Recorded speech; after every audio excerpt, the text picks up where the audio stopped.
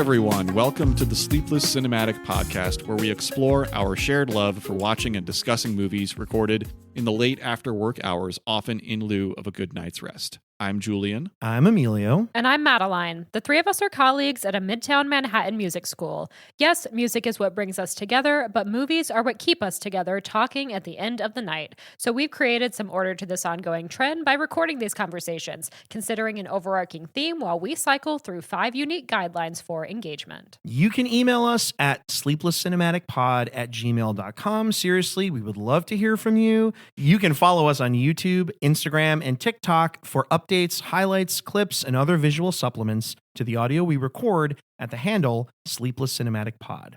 In addition to these main episodes, we record and release bonus one-off episodes as we see fit. And we have seen fit this week to record one of these bonus episodes, deep diving into the career and works of Rob Reiner, the late great actor, writer, producer, filmmaker, activist, and all-around beloved figure in Hollywood. His passing alongside wife Michele Singer in December of 2025 stunned and saddened everyone who heard the news, as even the most casual pop culture consumer knows and loves something that Rob Reiner gave to the world.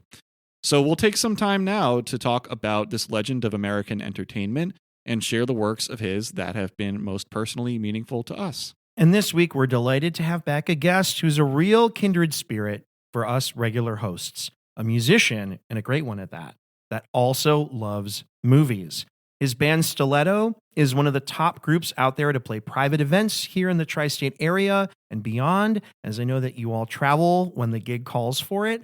You might also see him dueling with other piano players around the city. He's really one of the best guys out there doing it.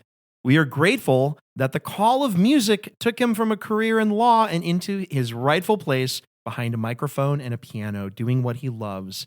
Late last year, he texted me and he asked me if there was any way that we could talk about Rob Reiner in a retrospective manner. And well, if he's got thoughts on something, we want him here at the table. Matt Friedman, thanks for joining us. Welcome back. Thank you so much for having me back. Yeah, glad to be here. Wish it was under slightly better circumstances, Definitely. but happy to talk about the life and career and legacy of Rob Reiner tonight with you guys. Yeah, and I was really grateful to get your text message. It was so funny because you wrote me about a half an hour after I was getting the news. Yeah. It doesn't always happen to me this way when I read about the passing of a celebrity or a public figure, but this was one that really shocked me, I think, for Definitely. a number of reasons. I felt in that moment that I would love a little bit of community. And so I was so grateful to hear from you. And I'm not just trying to blow smoke. It was really sweet that you were like, hey man, Well, I think let's that's why talk through this together. I think that's why I reached out to you guys specifically about this, because I know how much film means to you and the people who are the great creators in it mean to you. Yeah. Obviously, I was as shocked and devastated by this as anyone would be. I think in part because Rob Reiner, when you look at his life, he wasn't one of those guys you were reading about in the gossip papers getting in trouble all the time or doing bad things. He was just a lovable, happy, active creator, actor, director, great storyteller, hilarious guy. Yeah. And for, something so horrific to happen, it kind of rips a hole in all of us. So Yeah. to talk it out a little bit with people who have the same love of film that I do, just makes it better. And Emilio, you said you were looking for community, and I think a lot of Reiner's films have that aspect. You look at things like Spinal Tap and Stand By Me, and they're about friendship and they're about community. And so I think it makes sense that you'd be craving that specific to his passing. Yeah, absolutely. And then, the chain of communication here was that, so Matt, you texted Emilio the night this happened, and then Emilio emailed us too. Yeah. And I think I felt something very similar there, that I had, of course, found out the news pretty much as soon as it broke that night. And almost needless to say, it was one of those headlines that I had to stop what I was doing when I saw it. I was just totally blindsided by it. I was on the subway when the notification came to my phone, and it was still a developing story at that time too. So it was so insane to process. Yeah, I think I was about to go to bed when I found out. And I was like, well, I can't go to sleep now. I have to stay up longer and process this. Yeah. Or as you said, it was a developing story.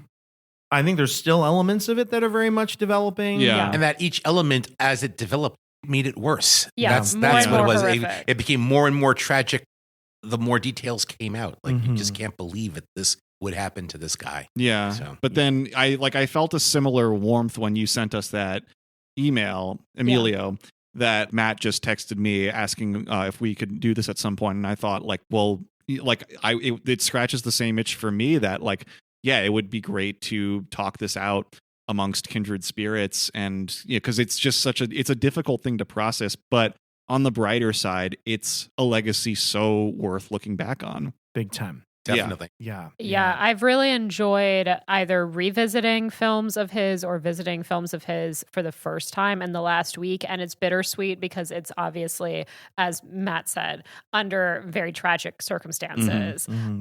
But there is joy, I think, in watching these movies and experiencing these movies. Yes. So I'd love to ask Matt first, what is your personal history with Rob Reiner? Seems like he's one of your guys. Well, first off, let's just start by saying I'm old. I'm older than you guys. So I was actually watching All in the Family when it was first run. Gotcha. So I am that old, at least towards the end, the 73, 74 seasons. Okay. And of course, I would watch the reruns to catch up. Sure. And I, as a kid, the name Meathead just made me laugh so much. I cannot tell you how many times I called my little brothers Meathead. Like innumerable times. And he was hilarious on that show. He's very he's good. great in hilarious. that. We'll talk about that. And in a also just sensitive and, I still remember when he was moving out and he's saying goodbye to Archie. How could this guy who was going back and forth, with Archie Bunker for all those years, say, I love you at the end of it, even so, and you felt that he meant it and that even the arguments were arguments out of love in some capacity. Like you believed it. Yeah. I was a little surprised this week to find out in a little more of a deep dive, surprised and not surprised, Yeah. that he was a writer for the Smothers Brothers show. Wow. In the late Already 60s, when he was that young. Well, yeah, he was in 1968 and 69. It was only on for 2 years. Right. And he and Steve Martin were the chief writers. And now, knowing that, it doesn't surprise me how hilarious and also how political he is. Bingo. Because Yeah. that show was the burn point, basically, for, all political commentary in the Nixon era. So that was a surprise. And again, but not so much, because what else would he be doing? A person like him, of course he'd be involved in that show doing that sort of thing. So Yeah. that kind of made me happy that he was involved with that Isn't show. Sally Struthers also? Didn't she get her start there? I am not sure if Sally I think she Struthers- had some sort of connection there as well. So. Interesting. Wouldn't surprise me. Yeah. And you would have kind of grown up with a lot of these movies, I feel. Oh yeah. Well, as far as his movies, outlook, yes, like as a director. absolutely. They were first run in the theater to see these films for me. Especially those that 5 in a row really of super films. I'm going to shock all of you, and I don't know what kind of conversation you're going to make out of this when I tell you this. I think Emilio knows. I hate This Is Spinal Tap. Really? I hate it. It would be in my top 5 worst films ever. And as a musician, This I is know that this is breaking sacrilege, news. and I'm sure that people are going to break down the door and string me up after saying this. That movie, I despise it. I have my reasons. Okay, we're going to have to flesh them out. But yeah. after that, when that string of 5 with Stand By Me and Misery and those films came out, that is when I became, a full-fledged fan. Interesting. All right, we're going to put a pin in that. Yep. All right. How about you guys? What was your exposure? What was Rob Reiner to you all? I think the first thing I ever saw Rob Reiner in was Sleepless in Seattle. That's a movie that was very big in my household. It's a movie I saw pretty young. I was probably like 8 or 9 the first time I saw that movie. So that was definitely the first time I ever saw him in anything. And I definitely saw him in that before I saw any of the movies that he had directed. The Princess Bride is one that I think I came to as like more of a tween, like 11, 12 probably is when I saw that for the first time. When Harry Met Sally, I feel like maybe I saw for the first time pieces of in this general time as well. But definitely Sleepless in Seattle. He has a fairly small part in that, but it has really stuck with me over the years. And it's always one of my favorite parts of rewatching that movie. Nice. How about you, Julian? Yeah, well, I think a trend that is consistent with Rob Reiner's legacy is that many of the people who are aware of him, their initial exposure to him is when they're pretty young. He made a lot of material that is accessible even when you're a kid. Yeah. I didn't see Sleepless in Seattle when I was young. In fact, my first viewing of it was just this week. You watched it for this. For this, yeah. All right. Nice. Yeah. But the first Rob Reiner film that I remember seeing was The Princess Bride. Yeah. I can remember Definitely. not down to the calendar date, but down to the general time period when I saw it. I was 11 years old. It was the end of 5th grade. And I mean, that was just a period where we had finished all of our work. Yo, same here. Yeah. I also saw it in school for the first time. Yeah. And so like we had finished all of our classwork and we were just biding our time until the last day of school watching movies. And so The Princess Bride was one of them. It's a great movie to show to a classroom. Yeah. And I think that I and maybe a bunch of other kids in the room probably felt a skepticism watching it similar to the kid in the movie. In the movie, yeah. Yeah, where just kind of like you don't think like you feel like it's a fairy tale. It's when you're a boy that age, you hear princess in the name, you're not excited or bride. about it. Yeah, Yeah, right. But then watching it, I mean, I was affected immediately. I mean, it's how could you not be watching that movie, and especially with the way that the story is told as there's the fairy tale itself, but also the sick kid and his grandpa. I mean, it's a perfect way of drawing the audience in. So that was the first film of his that I saw. And I think if memory serves me correctly, I saw 3 of his iconic films all within the same year of that. Princess Bride was the first one. I can't remember exactly when, but somewhere when I was in 6th grade, I saw Stand By Me for the first time.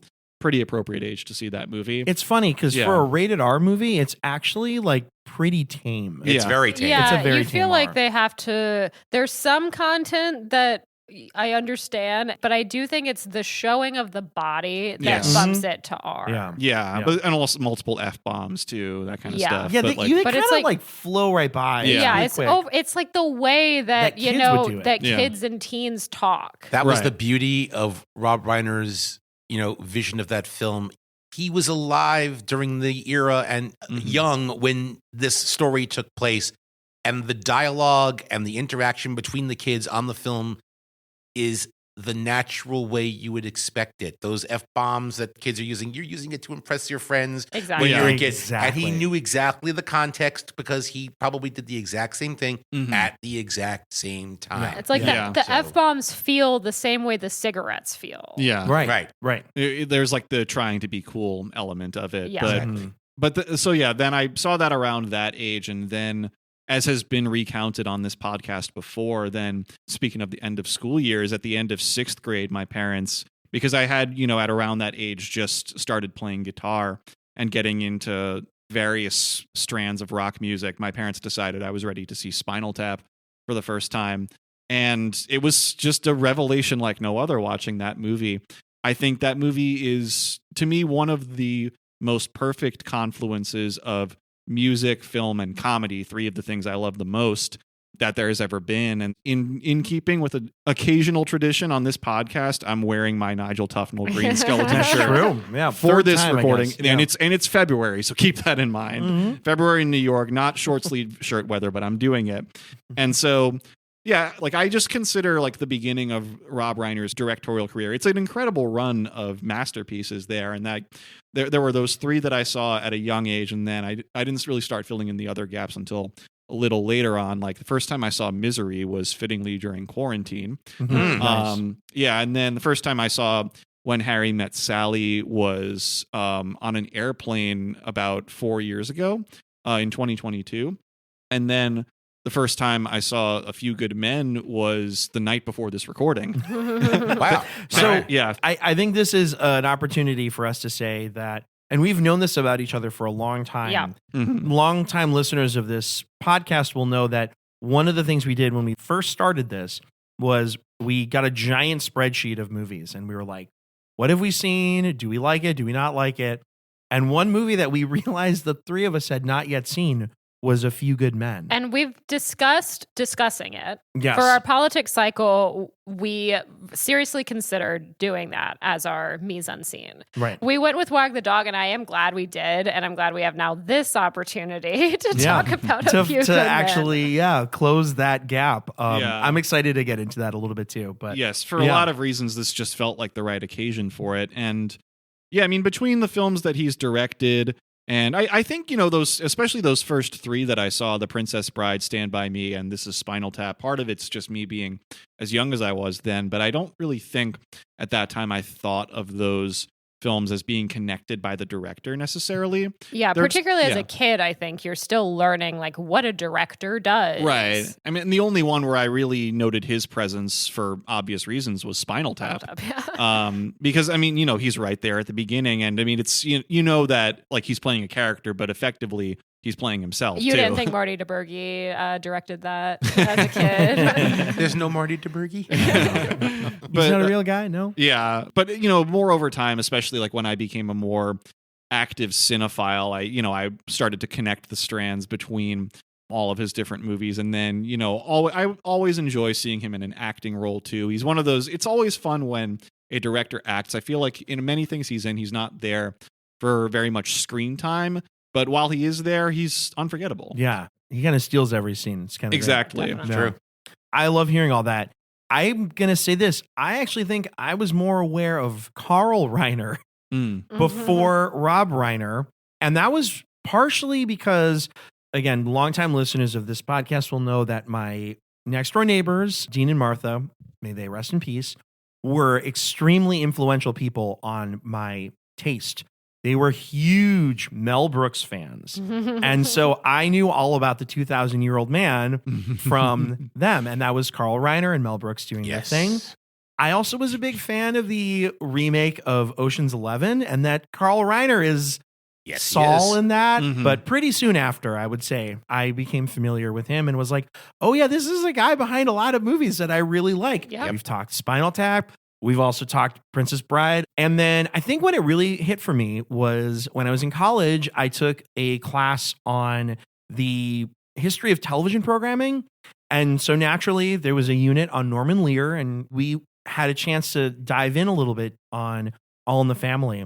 And that was when it really hit me. I had a real moment with All in the Family then. Yeah. And so from that point on, I think I was able to really place this guy in that venerated space that I think a lot of people talk about him and kind of place him there.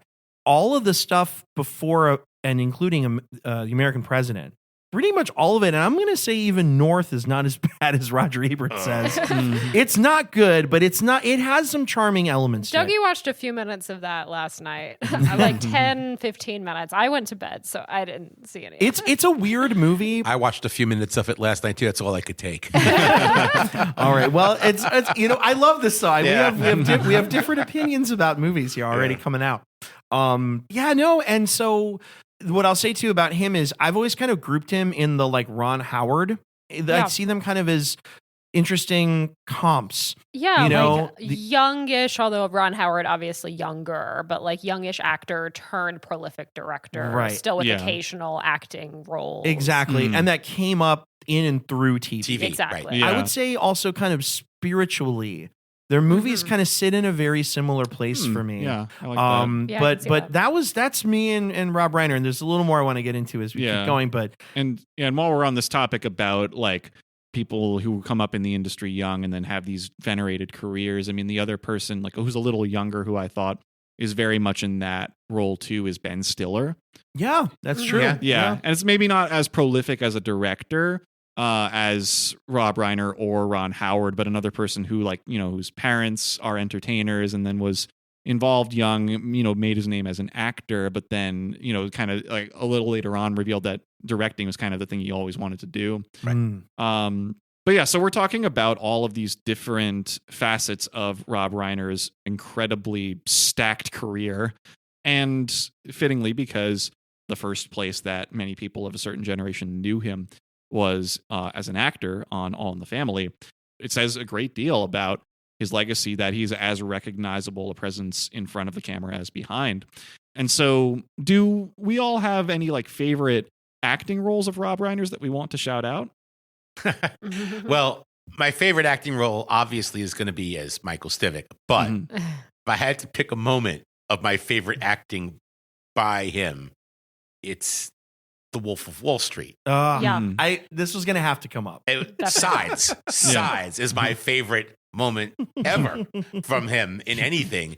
He was so hilarious in that scene, so over the top and matching the whole over the topness of the steakhouse bill. I don't know if I've laughed harder at anything. 20 for sides? Yeah, for sides. I was laughing so hard at that. They cure cancer or whatever it was. Right. Yeah.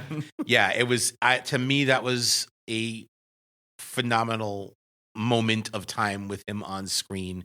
Also, weirdly enough, he did a TV show where he played a judge, The Good Fight.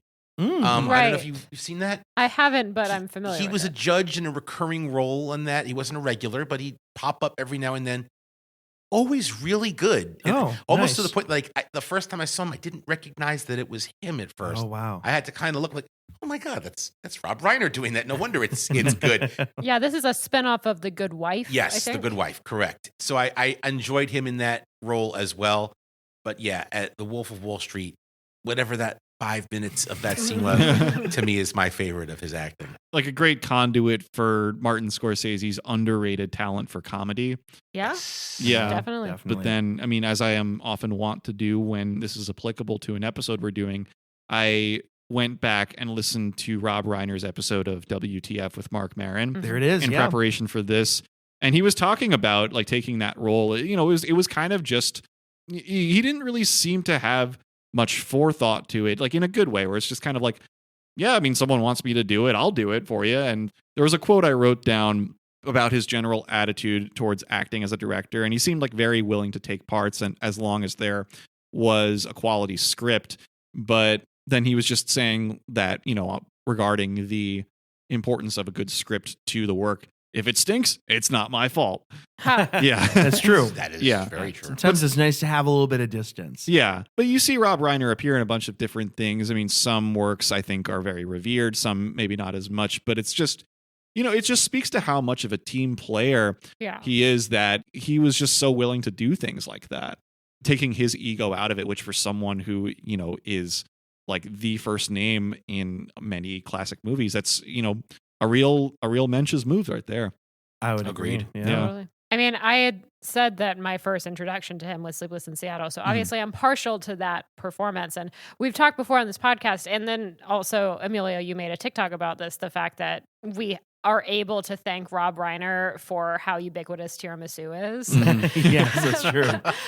Because it was not quite as common at the time, but so many people after Sleepless in Seattle, after him explaining tiramisu to Tom Hanks, start seeking it out, that now it's on, every dessert menu, every Italian restaurant. Yeah. So I love him in that. I mean, I think he's really good in Spinal Tap. I think that I like that role of his because of the improvisatory nature of that film in general. Brings out just a different side of him as an actor than you see in a lot of other films.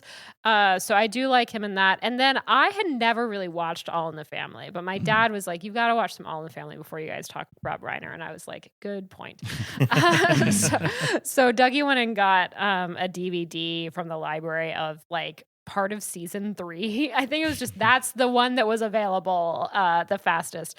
So I watched one of those this morning. I watched the episode where his character receives an inheritance of like, it's supposed to be $500, but ends up being like $250 after they took the back taxes out. And he, instead of giving it to Archie, he gives it to the McGovern campaign. Oh,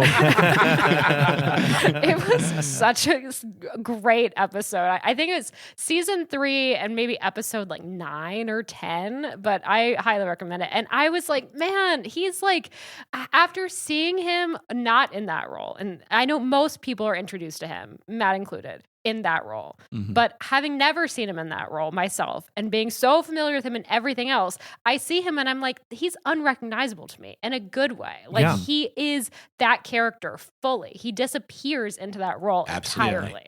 yeah.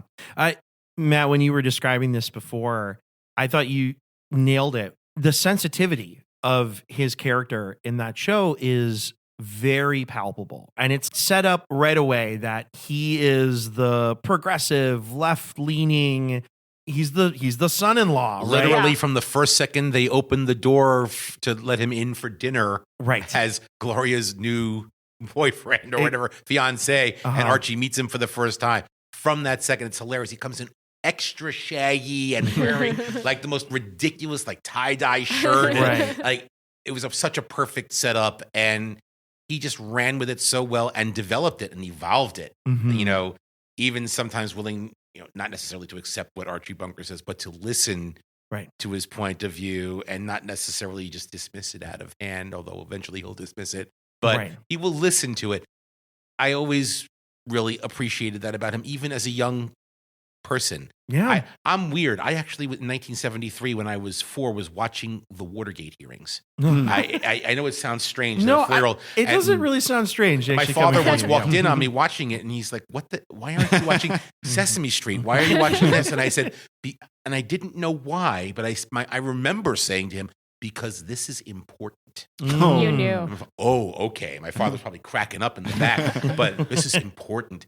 But I remember thinking that about, similarly when it came to Michael Meathead Stivic, that listening to what he was saying about life and not necessarily absorbing more than 1% of what he was saying as, Sure. but understanding a certain point of view was being expressed that was different. And to me, even as a little 4-year-old, 5-year-old watching it, more attractive Yeah. in life Yeah. than Archie Bunker's, Right. perspective of life. Yeah. So, yeah. I mean, I think one of the incredible tricks that show pulls off, though, is that Archie Bunker is not 100% awful. There's No. something Yeah. about him that is kind of endearing. And it's that wonderful conceit, which is that they're family Yeah. and that they can't get away from one another. They have to make time to listen to one another in some ways.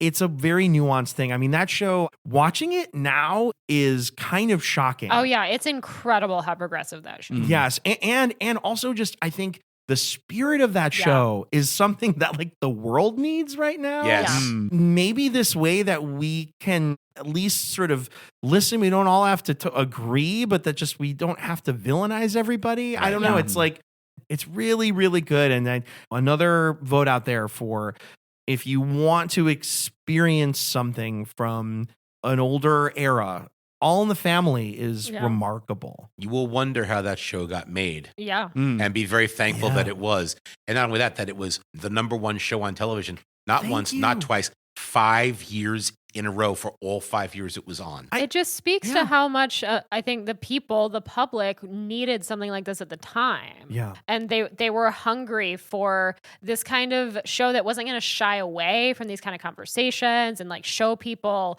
living under the same roof with conflict, but like still like understanding. Mhm. There's like an empathy, I think, underlying in a show like that. Yeah. Yeah. Yeah. Well, I'm certainly sold on it now. Well, they have DVDs at the library, at least of season 3. They've got episodes on YouTube too. You can check okay. out. That is Yeah. true. I rewatched the pilot again for this, and I mean, it's just wonderful. I got to say too, man. I know we're giving Rob Reiner his flowers, but Carol O'Connor is Great. remarkable. Great. I mean, Yeah. remarkable. So all in the family. And I had only ever seen Sally Struthers in Gilmore Girls. She's very, she plays like a fun recurring neighbor character in Gilmore Girls. And that was definitely the first time I had ever seen her in anything. And I see her in this and I'm like, that does not seem like the same person. Yeah, wonderful. I'm kind of surprised her career didn't evolve in a different way than it did. She should have, from that show, she should have leapfrogged into superstardom. I'm not straight into exactly the sure movies. what happened there because she was so brilliant comedically and otherwise in that show, but hilarious in that show. Yeah. I'm not really sure what happened there. I'm going to have know. to explore that on my own. Yeah, well, I mean, speaking of, to bring up WTF with Mark Merritt again, she has a great episode of that as well. That happened. It's a few years removed from the Rob Reiner episode. Nice. But to get more into some favorite acting roles of Rob Reiner, I mean, to the point that's been made about him disappearing into a role, I mean, it always impresses me watching Spinal Tap how in his role as Marty DeBurgi that he is very tangibly present in the movie. Like you feel the hand of the director and yet you kind of don't. Yeah. That, he does a great job of creating the illusion that, this really is a slice of life that's going on there. Well, directing a movie like that feels very unique just Mhm. because it's an improvised movie. Right. So they needed, I think, and so much of it was like a team effort Mhm. between all of them. Mhm. Yeah, but That's also him being like the straight man to the gags of all the characters.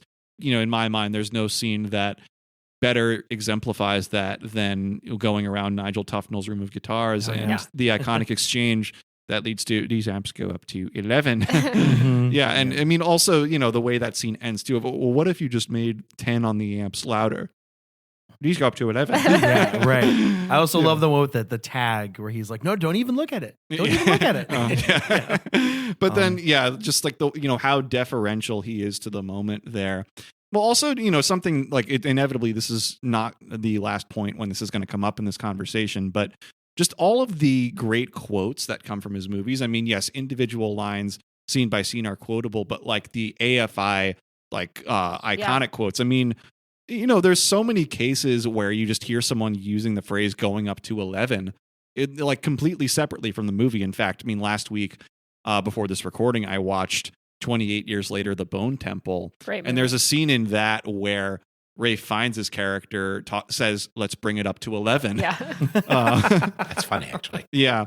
You don't get the sense that he's trying to make a Spinal Tap reference there. It's just the metaphor that fits. Mm. And It's now in the fabric of society, even 28 years after the zombies have somehow it has existed Something past that. survived. Yes. Yes. but then there's that, and of course there's also As You Wish. There's I'll Have What She's Having. Of course.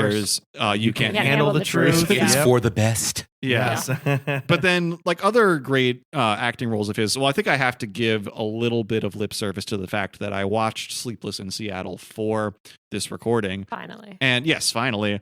And also just interesting to see, like as a counterpoint, to see Nora Ephron direct her own script as opposed to Rob Reiner directing her script. That's true. In Yeah. When Harry Met Sally. But Rob Reiner's presence in the movie, it's low screen time. Probably no more than 5 minutes that he's in there. But an unforgettable 5 minutes. And it's just like he's, in what is this pretty somber story up to that point. He's great comic relief. Maybe that role was tightly scripted. I don't know. But, it just feels so natural what he's saying there. And then there are a bunch of great jokes. I mean, that whole thing about the cute butt or like the stuff about looking at swatches. Mhm.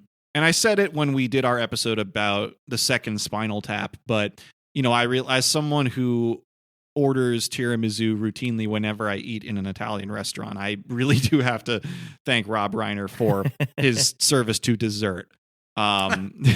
By speaking that line, that may have been scripted for him. So maybe it's dually him and But Nora he Ephron. sold it. He Yes. did. He sold it. It's the delivery. Yes. Exactly. We haven't said so much yet about, I mean, it's such an innately known thing about him, but him having grown up amongst many entertainers, not just in his own family, but in, just growing up in Hollywood, Yeah. being childhood friends with Albert Brooks Yeah. and like going to Norman Lear's house when he was a kid.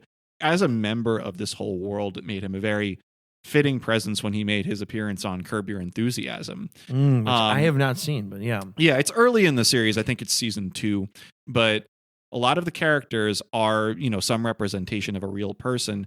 And so there are a lot of real entertainment figures who appear as themselves, Rob Reiner among them, also Albert Brooks. Yeah. Mhm. Rob Reiner appears as himself, and I remember one of the gags in the episode that he appears in being that he and Larry share a therapist, and it's about like awkwardness relating to their appointment times being close together and like leaving an adequate gap as one's exiting and the other's entering. And I mean, I have to go back and watch that. I'm sure there's more to fondly recall in that episode. But then one last small role of his that I have to shout out. And one of the really sad things too is that this is very recent, and it seemed kind of like in 2025 that Rob Reiner, as a casual consumer of entertainment, that it looked like he was having a pretty fruitful year between Spinal Tap 2 and his appearance on The Bear. Yeah. That's right. Yeah, as an economic advisor to a character, it's like a secondary character on the show who's like kind of finally getting his moment. That's season 4 of The Bear. I don't want to say too much for people who might still be following it right now, but it's the same sort of thing where you just have the feeling watching it like, oh, look who it is. Yeah. And that it's a familiar face. Yeah. It's a familiar face, and that he's this reassuring, encouraging presence to a character who's been kind of on the margins for much of the show. It's just Rob Reiner continuing to do what he does best. And I mean, I don't know if they filmed any of the upcoming season before his passing, or what they're going to have to do with that character. But it's really upsetting to think about what might have been with Right. that. Yeah. For sure. Yeah, I mean, I'm thinking about that a lot. Like when we're recording this, Catherine O'Hara also recently passed. Yeah. Yeah. True. And I was thinking a lot about that, your point in particular, because she's been having a moment on television and in film as well, really in the last few years. I think like Schitt's Creek was so huge, catapulting her back up to stardom, but then like she was great in the studio. She's so good in the studio that it like really bums me out that she won't be in season 2 of the studio. I don't know if they started filming on that yet, so I don't know if she'll be in it at all. I think they're trying to figure out what they're doing about that. I think some footage was filmed and they don't know. They feel that they can use it. Yeah, Yeah. I would understand that to a certain extent, but then I feel like they are going to have to address it in some way. They can't just make her character disappear. So that's, I think, really difficult. She was also in the last season of The Last of Us, so that's not a character that's in the game. So maybe that one they can just disappear. But it was such a powerful performance. Exactly. Yeah. Yeah. And I mean, to this point that's being made that like, sometimes you learn about a celebrity death that just makes you stop what you're doing. And the first one that occurred after Rob Reiner's that had that effect on me was Catherine O'Hara. Yeah. Also very sudden, unexpected. And I mean, I guess I wouldn't call it a consolation, but knowing that it was an illness in her case, I mean, it's like you can hope that she was maybe at some peace in a way that sadly Rob Reiner could not have been. Yeah. She's someone who was within a few degrees of Rob Reiner. Oh, definitely. Yeah, it's interesting that I think they never worked together. Yeah, but she was such a fixture in all of the Christopher Guest films, Waiting for Exactly. Guffman onward. Right. Well, rest in peace, Catherine O'Hara. Yes. Yeah. We've talked at great length about the fact that Rob Reiner is really good in individual scenes. And I just feel like his movies are so populated with scenes and moments that I think are really memorable. Yeah. And so I wanted to ask you all if we have any individual scenes from his films in particular that we wanted to shout out, something that was maybe meaningful or just memorable. I'm going to go with meaningful and memorable in two separate scenes. Meaningful to me was Stand By Me. Yes. When River Phoenix, when I think it was Chris. Yeah, the Chris character, yeah. Mm-hmm. It's the scene where he's telling Gordy about how he was blamed for stealing the milk and it money. wasn't even him. Mm-hmm. Yeah. But nobody would believe it anyway, even if he said it. And that, he's garbage and crud and no one's... And Gordy supporting him, saying, you're better than that. You're going to be better than that. You're going to get out of here too. Yeah. That scene hit me very hard. I thought that was, to me, some of the best directing, especially since it was two young people there. Right. It was very real, and I wasn't that much older than they were. So right. When you saw when you're young and you're in school, and high school was great for me, but before high school, not so great for me necessarily. Right. So that conversation was meaningful to me in that you either knew people who were like that or may have experienced a moment like that yourself, Right. and pulls on you when you watch it. Memorable to me is a completely, different thing. Let's do it. The hobbling from Misery. Oh, yeah. I am Ugh. a Stephen King fanatic as Yeah. well. I truly wondered how they were going to do that scene, considering in the book, that's not what happens. Don't they They just cut him off. Yeah, yeah. I actually think that and it was Rob Reiner who came up with it. Mm-hmm. What he came up with was better I think than what was in the book. the placing of the block Oh, is like Yeah. immediately it makes you was go like horrific. "Oh, It was no!" much more terrifying. Yeah. And the fact that he had the guts to, just like in Stand By Me, where it would have betrayed the original source material if you didn't see the body. Right. Yeah. Because the original But it's story was called the The body. Body. You Yes, have yeah. to see it. Yeah. Even if it gets you a more restricted rating, that 5 seconds was important. Yeah. Mhm. It was important to see that in Misery too. You couldn't imply it.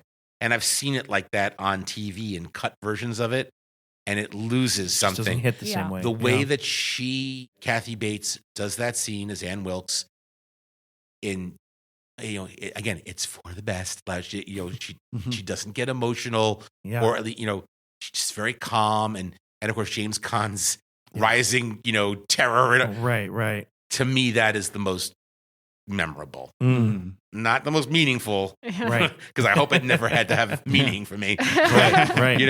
Definitely the most memorable. No notes on that, man. Totally. I I love mean, you were first talking about River Phoenix and Stand By Me. I mean, watching it this week, I'm like, man, he directs these kids so well. He's almost on like a Spielberg level of like being able to get good performances out of I kids. agree with that. Yeah. And Yeah. River Phoenix is so incredible in that, in particular.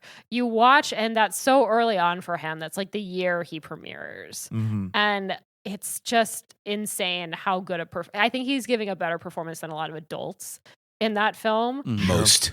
I meant to look up like who are the Oscar nominees this year, because maybe we should have given one to River Phoenix. He's Yeah. that good in that. Yeah, I he agree. really is. Mhm. Yeah. He has that like James Dean thing. Yeah. Looks like he's always thinking. Yeah. And so you're just like glued on him trying to figure out what he's feeling and what's going on with him. Yeah, And there's absolutely. the sadness. Mhm. There's this Yeah. underlying sadness of the situation he has with his dad, I believe it is. Yeah. Yes. Yeah, and then eventually, what ends up happening, what we've come to find out happens to him, I think.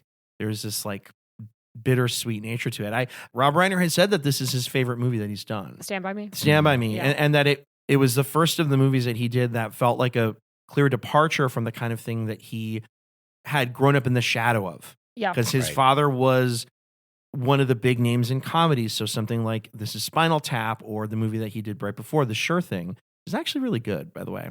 By the way, that's the movie I haven't seen. Oh, isn't? Okay. Oh, we'll get to that one. Yeah. But those movies were a little more like, okay, we could see the son Yeah. of Carl Reiner doing this and maybe doing it somewhat well. We had a conversation right before we got on mics about Nepo Yes, babies. We did. They only have one or two chances to really sell people on what they can do. And so it was effective for him from a career perspective to be able to play in those sandboxes first. Yeah. Mhm. But Stand By Me was the movie that was like a real departure from that. It's a quieter film that is way more about the dynamic of the kids, and that there is like a sadness that's kind of underpinning the Yeah. whole film. And so he said that felt like it was a lot of him that was coming out in that. And by the way, it wasn't just Rob Reiner's favorite film of his own. It was Stephen King's favorite adaptation of his own work. Yeah. Wow. Stephen Yeah. King's. It's not even Yeah. close, according to him. Yeah. That Stand By Me was number one. I think you That said surprised me. that and Shawshank are his Shawshank. favorites. Yeah. Mhm. Of films Both adapted. from the same collection of novellas, different seasons, which is one of my favorite things. That Stephen King's such a hack. I think that Shawshank was also produced by Castle Rock, which Yes. Rob there Reiner you founded. go. Yeah. Yeah. Boom. I also want to praise Rob Reiner's technical talents as a Yeah. director. Stand By Me is one of those movies that a lot of scenes in it, if you watch it as it seems we all did when you're a preteen or a teenager, that, there are some scenes in it that just are automatically burned into your brain, but it's great to come back to. It's like when you, like to use an expression that's come up on some recent episodes, when you've lived a little, you see so much more in that story. But like the emotions that it brings out, you know, not just in moments of pensive reflection, but also in moments when there is genuine terror looming. And my favorite moment of that in Stand By Me is when they're on the bridge and the train starts coming. Yeah. And I mean, even before that comes, you can feel the tension building up when Vern is like, he's crawling on the tracks while like everyone else is walking. And I mean, just the technical savviness that was required even to, you know, like to get those shots on the bridge, which is clearly a location. Yeah. Yes. But that, like, just some of the things that had to be done there, like a few of the shots where it's clearly not forced perspective. You see in profile. Right. Yeah. When them, yeah. Right. What it has to be like to be an actor, you know, in that moment, like when, you know, to quote the great phrase that one of our multi-time guests, Rob McClure, gave us, they did that. Yeah. Right. And then speaking of great technical moments in Rob Reiner films, I mean, I know we all appreciate it, but we haven't said very much in detail about When Harry Met Sally yet. Right. And I mean, that movie, full of great moments. I rewatched it yesterday for this. I think it's pretty much a perfect movie, and we're having this conversation in the midst of an episode cycle about Oscar-worthy rom-coms. Yeah. It only feels fitting to engage with that during this time. But the split screen phone conversations that happen in that movie, Yes. I love that. There one, are two of them, and they're both just like, it's a perfect creation of the illusion that these characters are speaking in real time to one another as if they're in the same room. Yeah. Right. Or the like crisscross, one of them calls the other, the overlapping dialogue. Yeah. It's the way that like all the dialogue overlaps and somehow it's not disorienting to watch those scenes. Yeah. Yeah. But then, well, speaking of great technical moments, there was also a scene in When Harry Met Sally that I picked up this time pretty early in the movie when Harry and Sally are along a moving walkway, when the camera moves with them. And that's like, that felt like a little bit of the Spinal Tap directorial style creeping in. That's the moment in that movie that feels the most Spinal Tap-ish to me. Interesting. Yeah. And it's interesting when you like consider Rob Reiner's directorial style amongst films, there's definitely like a continuity that you feel from Stand By Me onward. And Spinal Tap, I think, is kind of a standalone in terms of like the pacing of it, the way the camera moves, all that kind of stuff. It's also like indicative of, this was his first outing, as was said before, a very improvisatory kind of style of filmmaking and whatnot. So, but there's like an airiness, a space that is given to the actors and like a confidence of approach that you can feel from all the subsequent films. I want to quickly point out one thing. We brought up Stand By Me, and from a directorial choice, one thing that really hit me, I was rewatching a couple scenes from it. At the very end, when they are walking back into town, there's that voiceover where he says, you know, the town looked a little different. We felt a little older. And I remember just in the disparate clips that I saw, there's some really interesting choices about how those kids are filmed. The camera actually films them from a little bit lower. So it makes them look physically larger. Like they've done. They said the town looked smaller exactly when they arrived. That is, to your point. They look bigger and the town looks smaller. Exactly. They've grown. There's some amount of maturing. Something happened when they went out to try to find this body, and now they've come back and they actually feel and they're presented as different kids. Yeah. Subtle, but awesome. Yeah. While we're talking about Stand By Me, I mean, my standout scene in that, and I mean, really overall, is the pie eating contest. We gotta talk about the pie eating I have to contest. interrupt for a second. I knew the twins. Oh, cool. Really? How did you know Chow that? down, wide load. One of them went to college with me. I went to Haverford College, my freshman and part of my sophomore year. Okay. And he was in my class. No way. Yes, Was it this was. after Stand By Me had come out? It was after Stand By Me. And I did talk to him about it, briefly.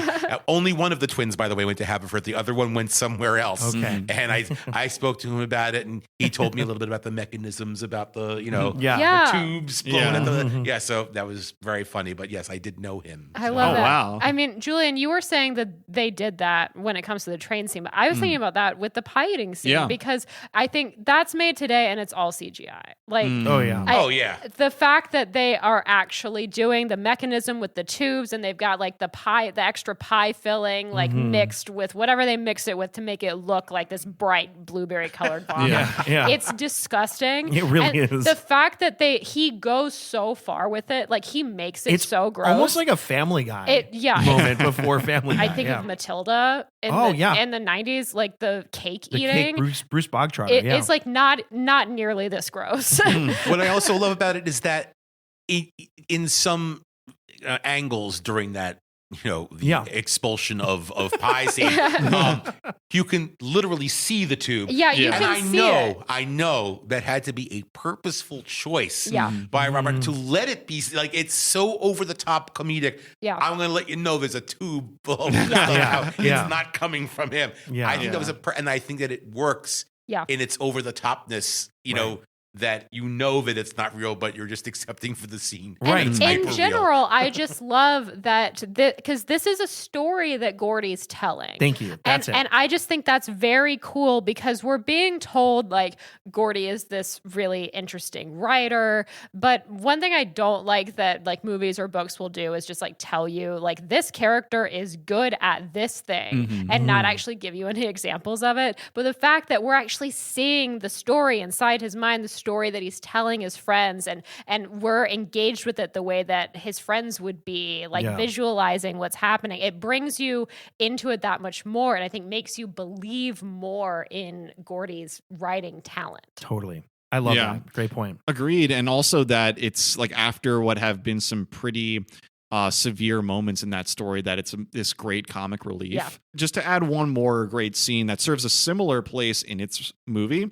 I mean, we've mentioned The Princess Bride, but we haven't talked too much about individual scenes yet. And that like after things of some similar stakes have occurred in that film, that has an iconic comic relief scene towards the end too, with cameos from Billy Crystal and Carol Kane, nearly unrecognizable. With Magic Max? Yeah. You see your friend is mostly dead. Miracle Max, I think. Yeah. Oh, thank you. Yeah. Miracle Max, right? Mm-hmm. Yeah. He clearly said to blave, which we all know means to bluff.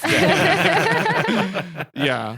But the first time I saw that, I did not clock that was Billy Crystal. You can't see visually that it's him and Carol Kane. You hear his voice, and I think I'm like, yes, that's Billy Crystal. His voice is so recognizable. No one else, I think, could could sell that character and deliver those lines the way that he does. Right. I just love that he's throwing in Yiddish terms into that. He calls Carol Kane a Stegen, which means like a witch woman, in Yiddish.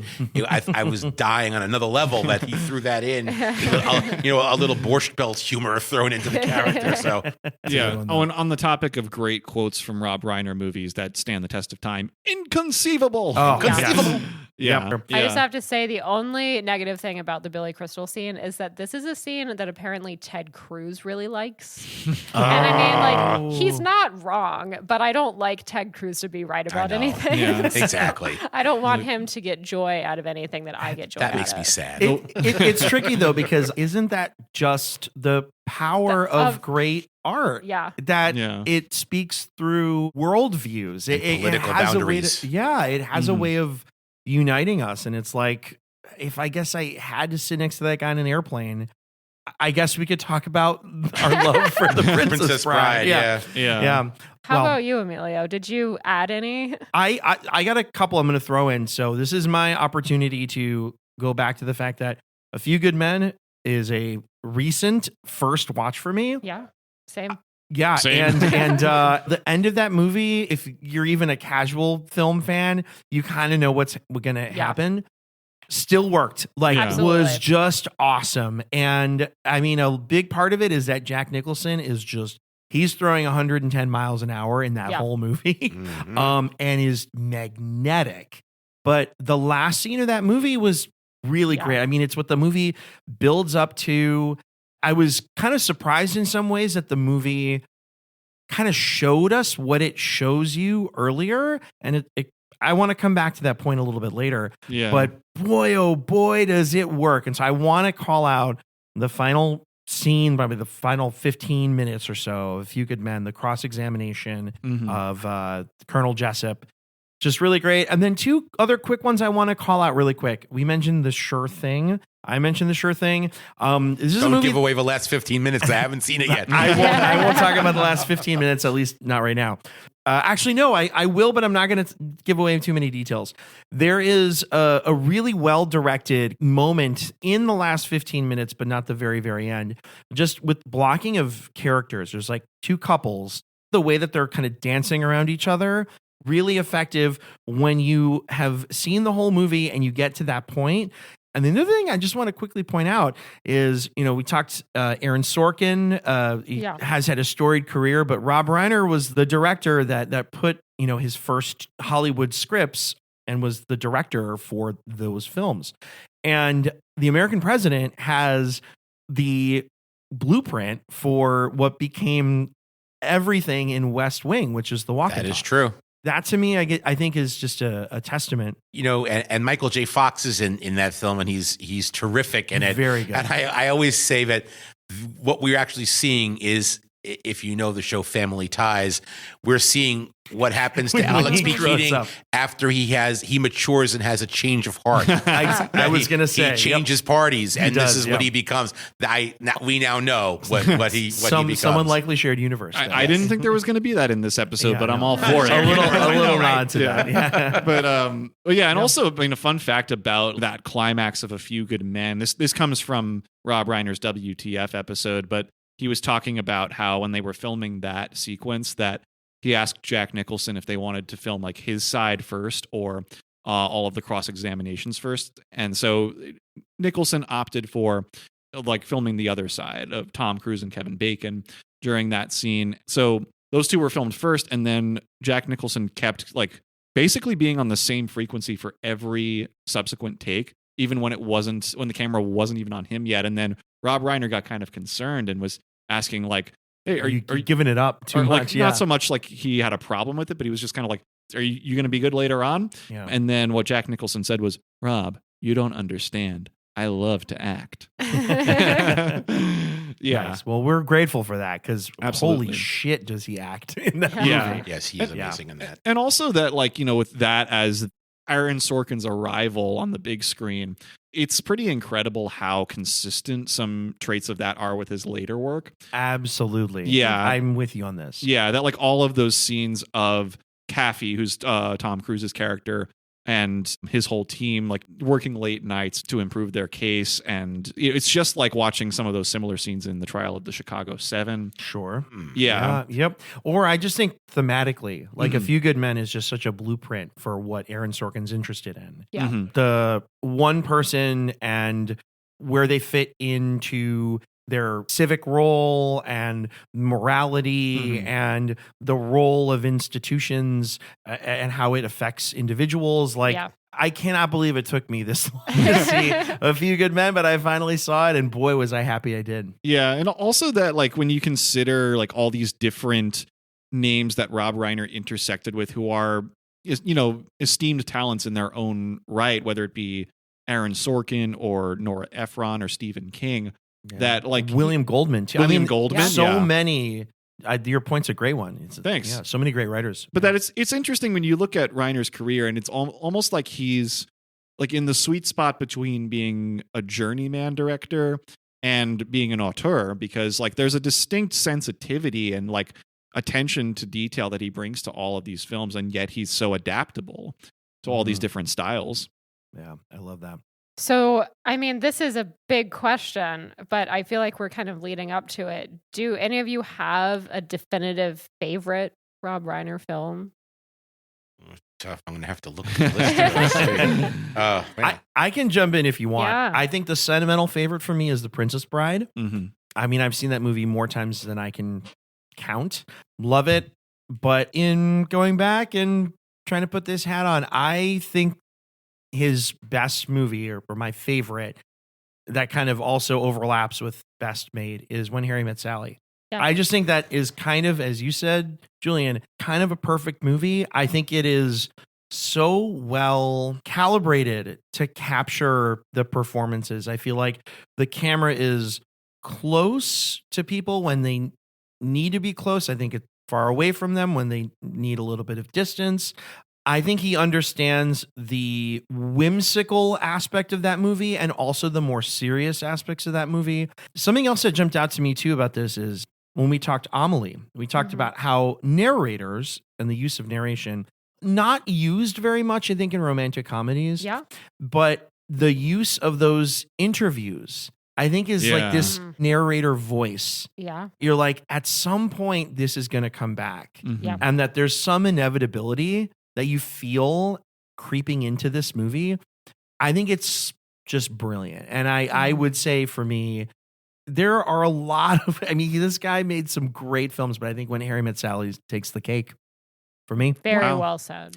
Well, yeah, I can't argue with any of your points about When Harry Met Sally. Yeah, as I said before, I think it is a perfect rom-com. And, you know, I have to wonder, maybe someone can quantify this, but to me, it seems as though When Harry Met Sally is maybe the most often referenced rom-com of the last 40 or so years. I think, that's definitely true. And so, I mean, I have a lot of, deep appreciation for that. I mean, for all of these films, I think Stand By Me, Princess Bride, When Harry Met Sally, all to me perfect movies. But if I have to select one that is a favorite, to me, the no-brainer is This Is Spinal Tap. Yeah, I mean, you're wearing this shirt. I'm wearing the shirt, but excuse me, I'm going to just walk out of the room for a minute while you discuss your love for this film. But it's and we did a whole episode about that and about Spinal Tap too. So I mean, you can go back, listeners, you can go back to those if you want to hear us talk in more depth about either one.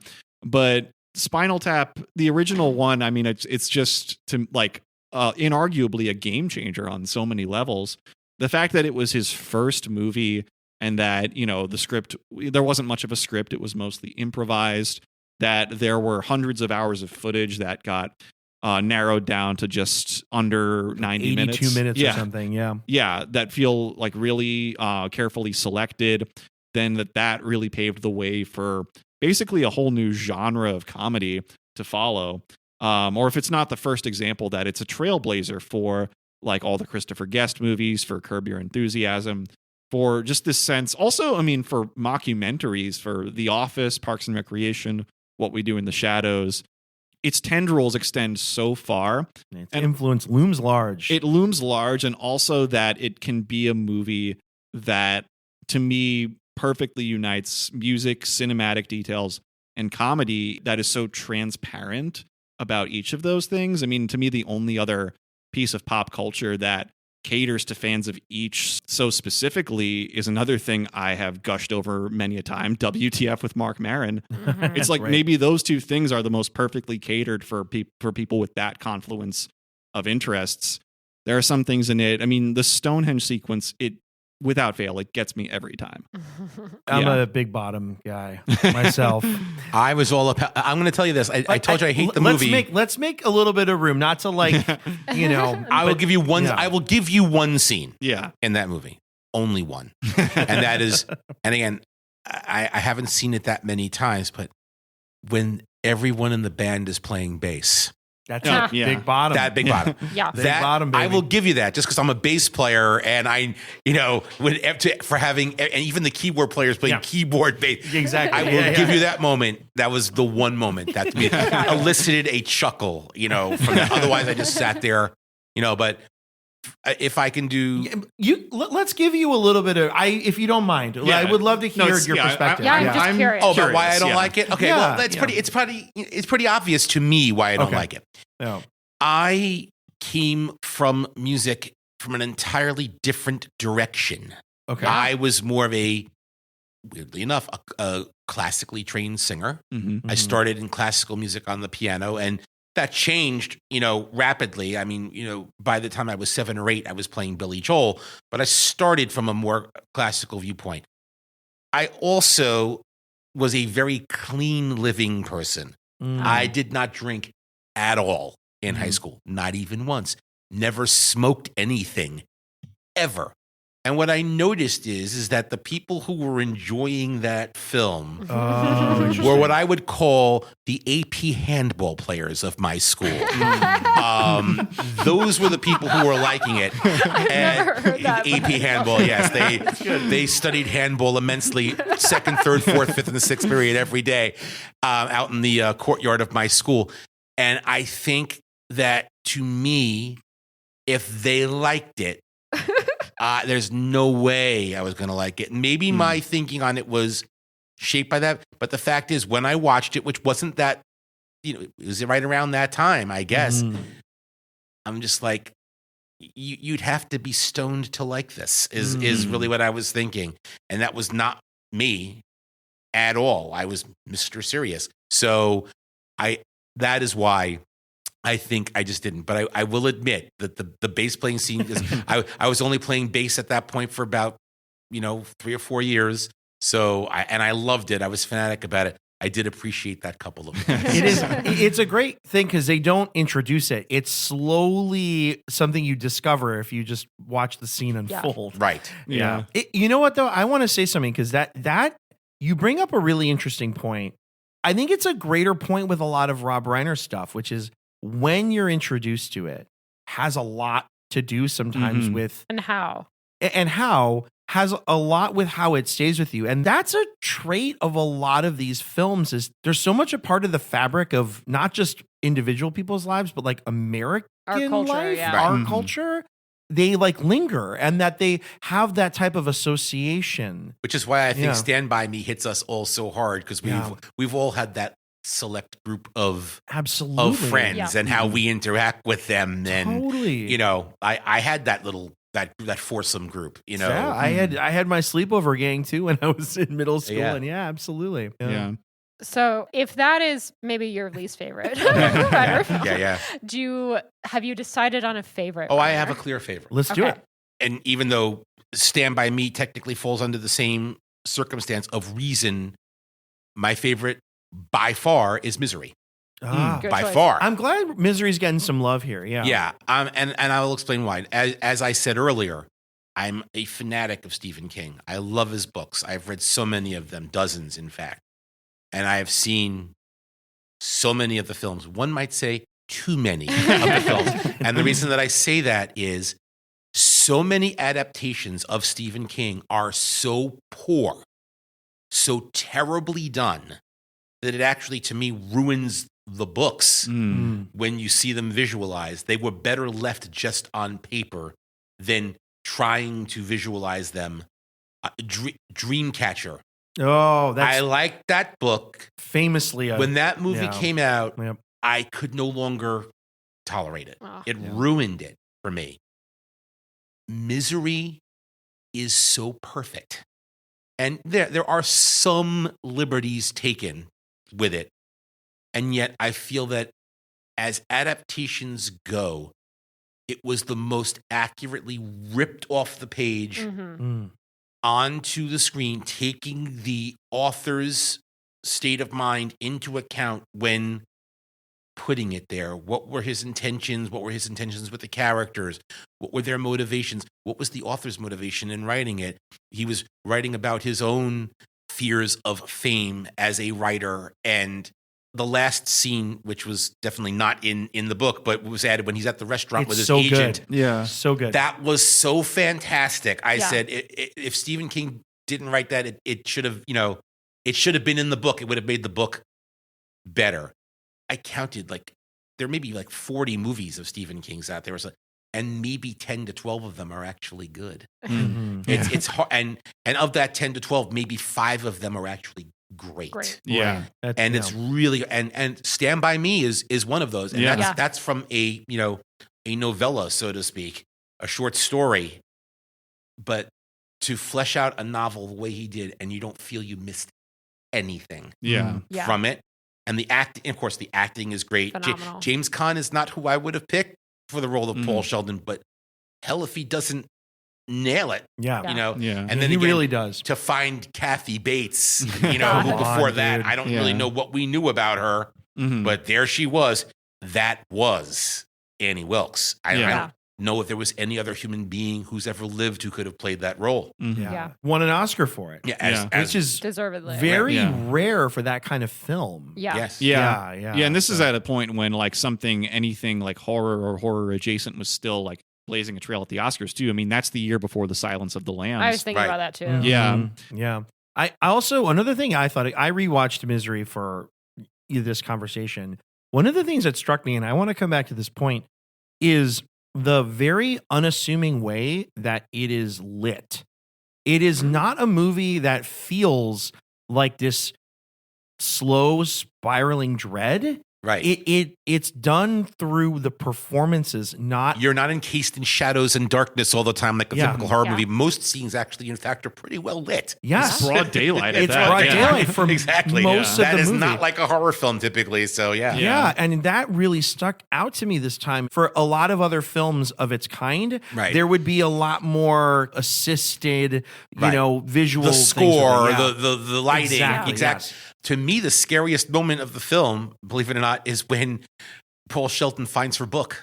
Yeah. Her trophy book. Yes. And absolutely. and then all of a sudden you're like, you thought it was only one level of crazy, Yeah. but now you Now know it's what you're really- really Yeah. dealing with. Yeah. That's to me the most incredibly effective, other than the hobbling itself, Yeah. Right, right. with the most incredibly effective moment of that film. Right. Yeah. She's not just a psychotic fan. She is also like the psychotic angel person. of death. Yeah, yeah, Yeah. quite literally. It makes me think a lot of in The Shining when Wendy is walking into that great big room and first sees all work and no play makes Jack a dull boy on the typewriter. Right, Yeah. right. Yeah. The reveal, you're like, this is not going to go Not well. good. Yeah. So Yeah. you got Yeah. Stephen King and Jack Nicholson in a different place there who would both Mhm. later come to, cross paths with Reiner. Yeah, in That's different true. ways. Yeah. Yeah, I mean, I think that Reiner he does such a phenomenal job with Misery that it's kind of shocking that he doesn't go on to do more like horror or suspense Mhm. in the rest of his career because he does just seem to get it.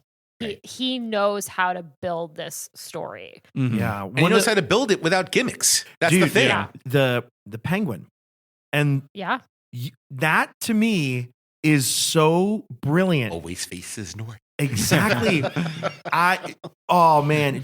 And that is one of those little details when you see it shot, you're like, okay, something's up. Yeah.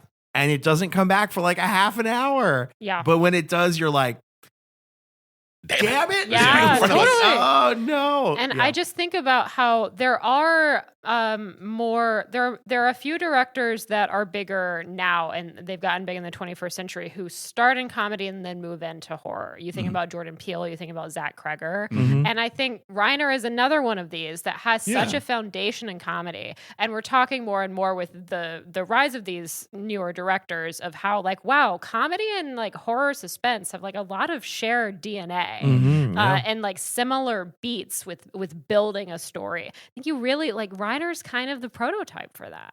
Yeah. I Yeah. And as, totally yeah, see that. for like, comedians turned directors too, I also think of like Mike Nichols or Yeah. Terry Gilliam or Elaine May. I love that category of like of comedians turned directors. I mean, Terry Gilliam was kind of directorial from the beginning, even with Monty Python. But That's another show, man. Terry Gilliam. How about Yeah. you, Madeline? I mean, I think you can make an argument for so many of I- these. you really you can make can. an argument for any of these. Yeah, you Yeah, really can. there's no wrong answer, I think, from at least his big ones. There are plenty that I haven't seen, and I think we'll get to that next. So maybe there are, if somebody says North is their favorite, maybe that is a wrong answer. There is no one alive who's going to say North is their favorite Rob Reiner film. I'm just going to tell you that right now. There are no wrong answers because no one's going to make that their answer. Right.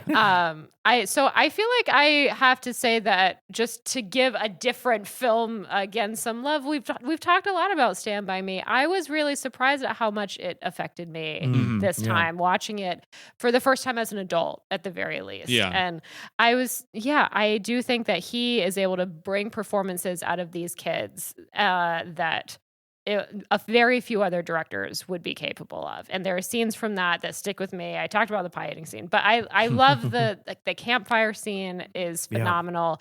It's somehow touching and still so funny. Yeah.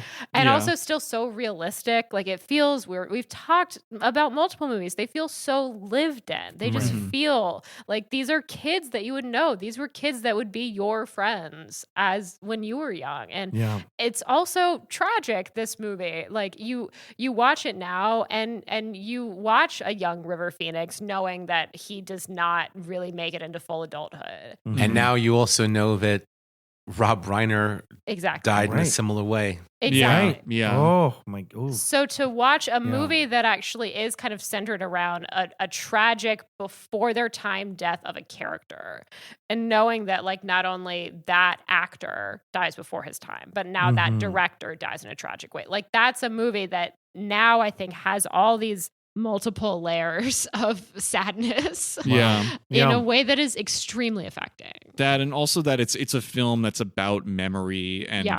also like in the flashback portion of the story that Gordy is also mourning the loss of his brother. Exactly. I had forgotten about John Cusack John being Cusack, yeah. in the Yeah. movie playing the brother. Do you guys know how the movie Stand By Me got its name? Like I how actually the- would love to know, like Yeah. the Benny King song. Yes. Yeah, but related Because to the song in they some way. they weren't going to call it The Body. They were trying to figure out what they were going to call it. They had some ideas and they weren't necessarily committed to anything. Kiefer Sutherland had brought his guitar to Mm. to the set and was during an off time was playing that song, and River Phoenix, who was just starting to learn how to play guitar at that time, went over to him and said, "Can you show me that?" And unlike the relationship in the film, they actually got along swimmingly well, off the set. Yeah. So he said, "Sure, I'll teach you." So he was teaching him, the chords, and Rob Reiner happened to pass by at the moment he heard them playing and singing that song, because I think Kiefer Sutherland was singing it while they Yeah. were, and he said, "That's the name of the film. Mhm. Wow. Stand by me," because that's what they do. Yeah. I'm going to Yeah. stand by you, no matter what. And that is how they got the name, was from those guys playing guitar while they weren't filming. Wow. That is incredible. Also, Stand By Me, Great classic beginner guitar beginner song, song. yeah. Yeah. It's For a, guitar. it's yeah. a song that, us music teachers hear pretty routinely. It's in the filing cabinet. Yeah. It is. Yeah. And it's like, I never don't enjoy teaching it, but admittedly it like, when you teach it in a routine, like it, I'm not really like given over to the magic of the song teaching it. I'm like, I'm in my working brain doing that. But when I hear it in this movie, it's just like the first time all over again. That anecdote, though, now I can't wait to teach Stand By Me. Yeah. But just Knowing that, like once you've gone through that 90 minutes and hear that at the end, I feel like it's like, it is to me the greatest use of that song in anything. For sure. Mm. We've said a lot about the Reiner films that we've seen and have deep appreciations, or mostly appreciations for. But a couple of mentions have been made of Rob Reiner films that we have not yet seen but would like to. So what are some of those? Like, what other Rob Reiner directed films do we want to check off? Well, for me, it's The Sure Thing, because Mhm. I think Yeah. I didn't watch it because I didn't like Spinal Tap. Mm. Yeah. Interesting. And it was his next film. yeah. So I was like, I No, don't thanks. really want to see that. But I actually hear it's quite good. Yeah. Yeah. So I'm going to have to go back and check that out. And it's John Cusack, Mhm. right, Yeah. on that film. So I am, a fan to a degree of his. So Yeah. probably we Yeah. should go back and check that out. That's Yeah. mine too. I had it Mhm. written down even before you said it. Well, I'm with you both there. I think actually when we had our first Spinal Tap conversation, Emilio, you like briefly praised that movie Yeah. during that episode. Yeah, that was a movie I saw as a teenager. I was very John Cusack pilled Yeah. as a young person. And you know what? I worked at a video store. Yeah. I had access to all those movies. Better Off Dead, I love. One Crazy Summer is weird, but it's okay. Obviously, Say Anything's great. So yeah, I made it to The Sure Thing, and you know what? It's actually really fun. I feel like it's a movie that does have a really good message. It's a movie about maturing, and it's a movie that is rooted, I think, in the journey of not just one person but two people. Okay. And so yeah, for what it is, The Sure Thing, quite good. When you look at all the other stuff he did, this may be kind of seen as a lesser film, but I Mhm. think for most other directors, this would be one of their better films. Okay. Yeah. Yeah. Fair. Wow, interesting. And I mean, I think the other generally highly praised film of Rob Reiner's that I have yet to see is The American President. Same So here. good. You I have must also, see I have that. also not seen that. Yeah, Yeah. that's a great one. Especially now knowing, both in prep and in the act of this conversation itself, knowing the influence that it had on television. Definitely. It seems very important. I also just, looking at the cast with Annette Bening and Michael Douglas, I'm Just sold crushing. on them alone. Yeah. And another great child performance in that is the daughter. actress who played the president's daughter was actually very natural and terrific in that. So yeah, she was quite good. Yeah, which is another trope of the Aaron Sorkin thing. Father-daughter relationships. Yeah. Emilio, how about you? So before we got on mics, we mentioned that Rob Reiner has actually had a pretty prolific output after this really hot decade-long start that he had. Yeah. I realize I don't really think I've seen anything that he's done after The American President. Yeah. So there are two that jumped out to me. The one that I think I would probably go to first, and I'm going to prepare myself for it not to be good, is Rumor Has It. This is the Jennifer Aniston, Kevin Costner, Shirley MacLaine, Mark Ruffalo film that is meant to be sort of a soft continuation of The Graduate. Right. And I'm a big fan of The Player, and The Player starts with this great setup where they're trying to sell Graduate 2. Yeah, The Graduate 2. And so I've always kind of thought it would be funny if somebody actually, carried that on. Right. So for that reason alone, because I love The Graduate, I think it's a fantastic film. I would love to see what they try to do. I will be ready to be disappointed. But I like Kevin Costner, and I like Shirley MacLaine, and I like Mark Ruffalo, and Jennifer Aniston's fine. So we'll see, Clearly love Rob Reiner, so I'll give it a chance. I think my favorite Jennifer Aniston role is in Office Space. Oh, she's great in that. Yeah. She's very good in that. Yeah. This is as someone who has never watched Friends, by the way. Okay. But yeah, I mean, I was I have something that doing this podcast has really taught me manyfold is that even when a movie is not well reviewed, there is no substitute for judging it for yourself. Yeah. Because there have been many movies that I was convinced were not good that I have seen for myself and found I really liked. There have also been many movies that I've been told are not good and find I agree with the critics about, but I never feel like I've wasted my time watching them. If anything, maybe I feel like, okay, one viewing is enough. Yeah. But so Rumor Has It, that film was the only time that he kind of hopped onto an existing project. He was more helping out a production that was troubled with that film. There are some other films of his that were, they were more divisive or people weren't as unified about, where I have this kind of curiosity as well. Ghosts of Mississippi is one of them. I've seen that. I really like it as a movie. James Woods' performance is scary AF. He's really great. I just think that the problem with that movie is the perspective from which it is told. This I've heard. The wrong character is the main character. Yeah. Is kind of like what it is. It's still very good for what it is. I just wish it had been told maybe more from Whoopi Goldberg's character. Yeah, I've heard this too. It's worth it just for James Woods alone. So I know he was nominated for an Academy Award for that. As well, he should have. So Ghosts of Mississippi, that's one I'm curious about. The Bucket List is another one. Oh, really? I haven't seen this one either. The Bucket List was my other one that I've heard nice things about it. Yeah, but I'm actually not sure if I've seen that. I think maybe I have. I like it a lot. Oh, okay. It doesn't quite make that pantheon to me, but there's a lot to like. Yeah. I think maybe I saw that movie around the same time I saw Big Fish. And then in my memory over time, I kept getting them mixed up. Yeah. That's interesting. But that's, I mean, just some base level curiosities for me. It's seeing Jack Nicholson and Morgan Freeman act that's together. A good match right there.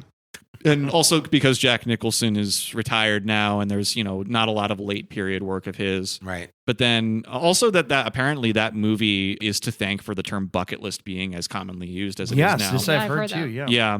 And then the last one, on this long resume of Rob Reiner's that I feel like I have to see at some point, but I know I'm going to have to do a little bit of homework before I get to it, is his documentary from a few years ago about Albert Brooks. Yeah. This I have seen. And it's good. It's worth it. Yeah. Rob Reiner and Albert Brooks were basically lifelong friends. It's such an important friendship in entertainment. And, to see one make this monument to the other, I think will be a very meaningful thing. Yeah.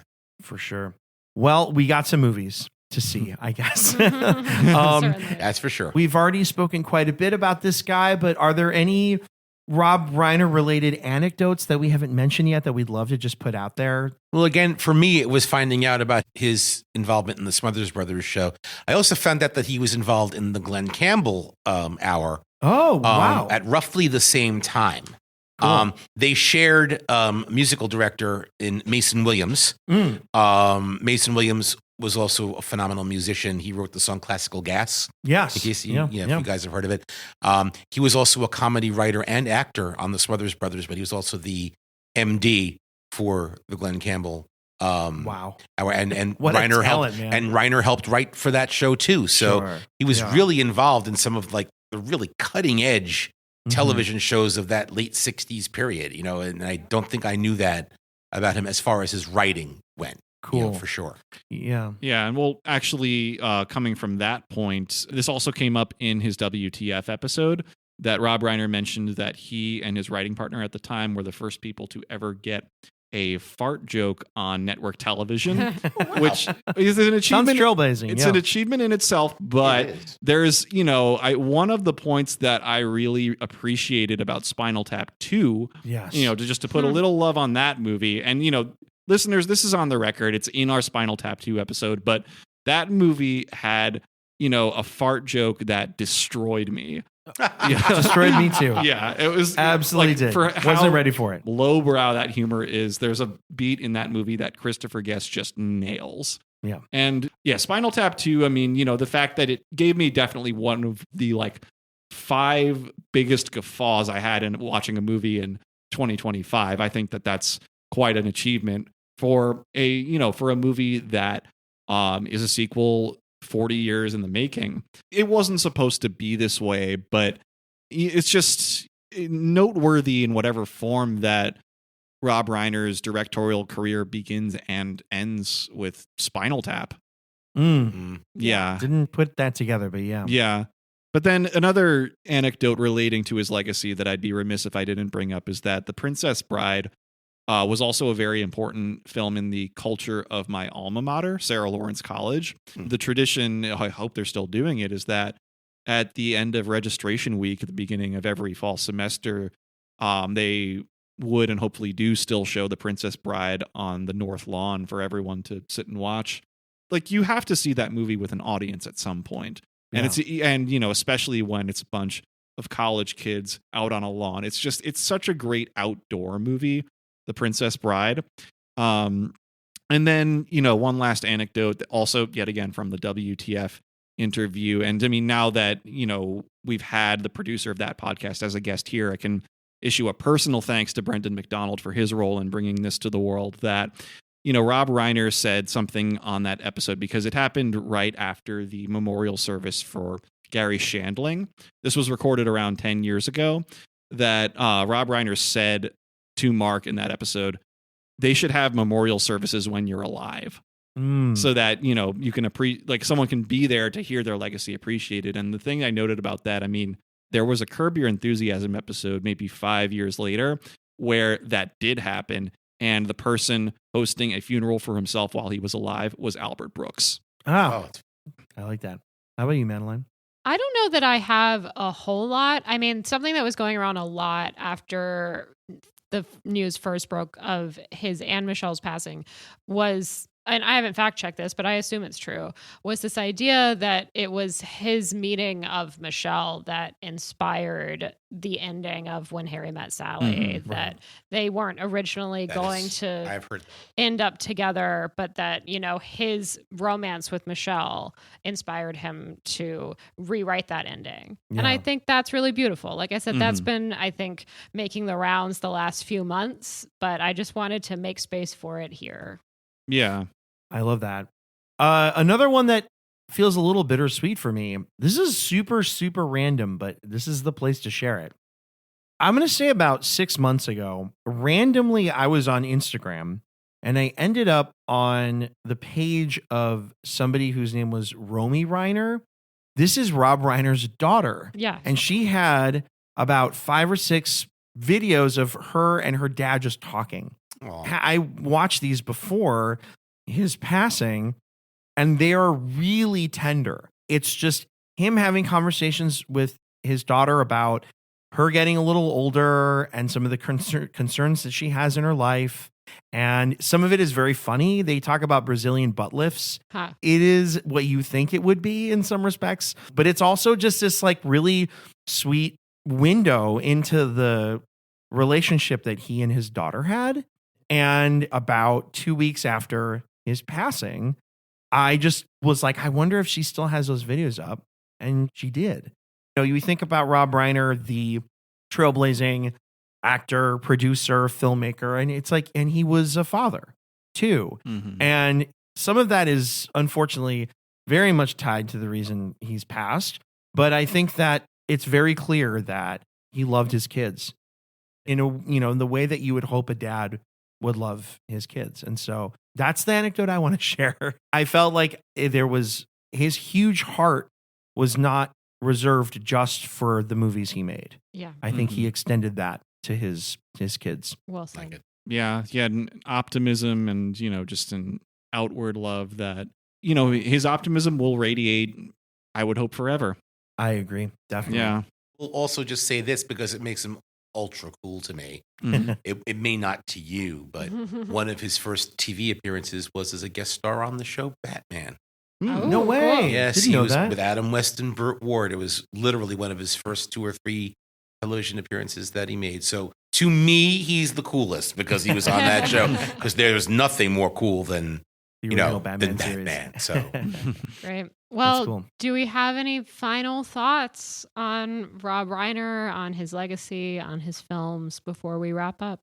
There's one thing that really jumped out to me, and I talked a little bit about it when I commented on what really struck me about my rewatch of Misery, was that I think Rob Reiner's early days with television are kind of a skeleton key into why he made such good movies. Yeah.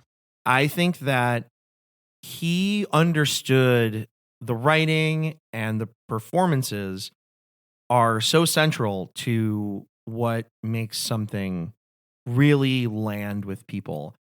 He was never a director, I think, that had a super flashy style. Yeah. It was pretty unassuming most of the time. But I think what is foregrounded in his movies is really the stuff that matters. Yeah. That's something that you kind of learn when you're in that kind of sitcom world, this idea of like stasis and disruption and stasis again. He handles that really brilliantly, I think, as a director of film. Yeah. Even the look of his stuff, it's very direct. And I think that speaks to people. I think that's why his movies are so beloved on this populist level. So that was the big takeaway for me, is that like, I don't think it's an accident that he was such a good filmmaker and that he came from TV. Yeah. I think there's something there, and maybe I'm not fully articulating it right now. No, I think you are. I think he's the best example of second generation in entertainment.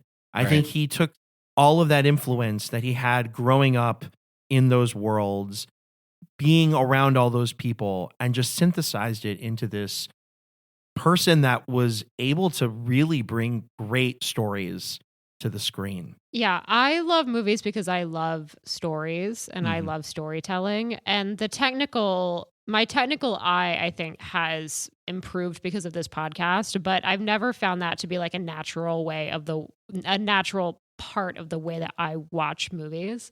And so I find that Reiner's films like go down so easy for me, even with a movie like Misery that I love, but it's not like an easy watch, but it's still, it goes down easy for me in a way that the story is being told very competently. And I'm being engrossed in the story. I feel that way about Misery. I feel that way about Princess Bride. I feel that way about all of his movies. Yeah. I kind of wonder, in looking back at his resume, he has a very widely dispersed categories of films that he did. He did, period drama. He did fantasy. He did horror. He did comedy. He did all the documentary or mockumentary, or both. Coming of age. He's done all these things. And to your point about flashy, I wonder what he would have done, if he had taken like a more Ron Howard route and said, I want to try something a little science fiction-y Yeah. Oh, and see interesting, and see what he would have done with that. Because Ron Howard, there was nothing about necessarily his background or makeup that would say that he could make a film like Apollo 13 or Solo, which he rescued basically, and turned it into a film. I wonder if there was a story, and again, maybe it wouldn't have had to be flashy. There are science fiction movies that are fantastic that have very little, if any, flash. Like Gattaca was a great film. That's a It great had one. barely any special effects. It was purely storytelling that sold that story. Yeah. I really wonder if Rob Reiner had gotten his hands on some kind of good sci-fi script that didn't necessarily involve the flash and expertise in special effects and all that stuff, CGI. What he would have done with it, I think it probably would have been pretty good. Yeah. I love that. Interesting. That's great call out on Gattaca, by the way. Yeah. Great film. There's this play that's going on right now on Broadway. By the time this will come out, it will have ended, called Marjorie Prime, that originally premiered around 10 years ago. There has been a movie made of it that I've heard is pretty good, but that's the kind of story, based on what you're saying, that I think like Rob Reiner may have done a great job with. Julian, any final thoughts on Rob Reiner? This is difficult to follow, all the thoughts that you've said. I echo everything. I think it's just, sorry to be the one to bring this up. I think it's really easy to process the grandeur of the films that he left behind. It's really difficult to process the fact that he's not with us anymore and how it happened. Yeah. Yeah. I honestly think on some level I just can't process it. It's just like my brain does not know how to do that. And I probably won't have the wherewithal to do that for some time. This will come out before the Oscars this year. I'll roll with whatever they do, but there is a part of me that will be disappointed if they don't play Stand By Me during the In Memoriam. Yeah. I think that's a good call. Yeah. Or maybe they'll do like what they did after John Hughes died and have all cast members from his movies come up and do a formal tribute. Yeah. Something like that. When is this not true? But it's going to be sadly a stacked In Memoriam at the Oscars this year. And which was true last year as well. Right. Gene Hackman passed very close to the Oscars. David Lynch died that year as well. Yeah. So that was difficult. Yeah. As the years continue to roll by, we're only going to have more and more, unfortunately. I was talking to Dougie about this because with Reiner and also Catherine O'Hara being such recent passings, I was like, this must have been how my parents are huge, classic movie, TCM people. And this must have been how they felt when, actors that they really loved when they were growing up were passing, towards the end of the 20th century, where I was alive, but not really processing in the same way, didn't have as much of a connection with those actors that my parents did. I'm like, this is probably how they felt. Yeah. And although I'm sure they're feeling these as well. Yeah, and I mean the one right before Rob Reiner, the time that had happened previous was just on the opposite end of 2025 with David Lynch. Yeah, right. I know that was a tough one for you and I in particular, and many others. I'll never forget when I walked into, this area we're sitting now was the lounge at our job at the time. I'll never forget the moment I walked in, the look we exchanged. Yeah. But a silver lining was that I wound up teaching the Just You and I song from Twin Peaks in a lesson later that same day. See, there are silver linings to this. And for Reiner's passing, it's this conversation. Exactly. Very true. Matt, where can people find you? I'm right here. At the table. If you want to look me up online, my website is www.stilettobandnyc.com. You can find out all about my wedding and corporate event band, and also my Billy Joel, Elton John tribute stuff that I do there. And I'm doing dueling pianos everywhere from Virginia up to Canada on the Eastern Seaboard. I work for multiple companies, but the two big ones are Shake, Rattle, and Roll and Flying Ivories. And you can go there and find out where I'll be and come catch me. Cool. And I can say just from personal experience, very, very few people do it like you, man. I Just appreciate you. the deep catalog and also the voice. Have you guys heard Matt sing? I haven't yet. I still have to. It's a real treat. We got to take a field trip. Come on out. That is not something that you're displaying on these mics, but on other mics, boy, you can really hold it down. So thank you, my friend. I will just say again, You're no slouch yourself. a true talent here. We appreciate greatly how much you love movies and are willing to talk about them too. So Appreciate it. Yeah, thank you so much. You guys are fun and knowledgeable, and it's always great to come here and do this. I wish, again, the circumstances were different, but it was a great conversation. But thank you for kind of inspiring this episode. We may have found our way to this on our own, but the fact that you reached out so soon and put out that you were interested in joining us, we were like, well, we have to do it. Gotta do it. Amazing. We really appreciate you wanting to do this. And also, I think that you may be only the second person ever on our podcast to be on 3 times. Oh, wow. Yeah. Look at that. So I'm honored. welcome to the 3-timers. 2 more times than I get the jacket, I was going to say. Wow, that's amazing. Yeah. We'll have to figure something out for you. And hopefully the 4th time it will be under brighter circumstances. Yeah. Absolutely. That's true. Yes. That's true. We'll make that happen at some point. Definitely. Great. Thank you, guys. Well, Thank you. in addition to this podcast, you can follow us on YouTube, TikTok, and Instagram at Sleepless Cinematic Pod. You can contact us via email. We'd love to hear from you. Write to us at sleeplesscinematicpod@gmail.com. If you're on Letterboxd, you can follow me, Madeline, at patronessofcats. You can follow me, Julian, on Letterboxd at Julian_Barthold.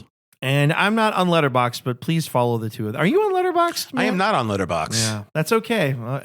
At least from my perspective. I've only recently become aware of it, so I may eventually be. I feel like you would be a Letterboxd fiend. I think you would be Yeah. like pretty into it. Yeah. But, yeah. If you are listening to us, the Sleepless Cinematic Podcast, for the first time, thank you very much for finding us. If this is the 7th or 8th or 80th time that you've listened to us, thank you for sticking with us. We have really grown to love doing this, and it means the world to have our budding listenership grow. And if you haven't already, we'd ask you, return listener, to please write us a positive review and rate us on your podcast platform of choice. This is one of the best ways for new listeners to find us and help our podcast take its next steps.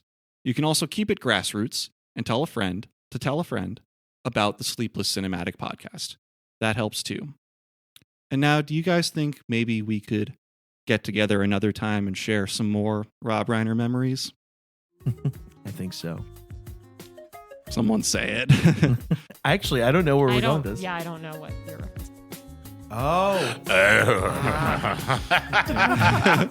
As you wish. Thank you.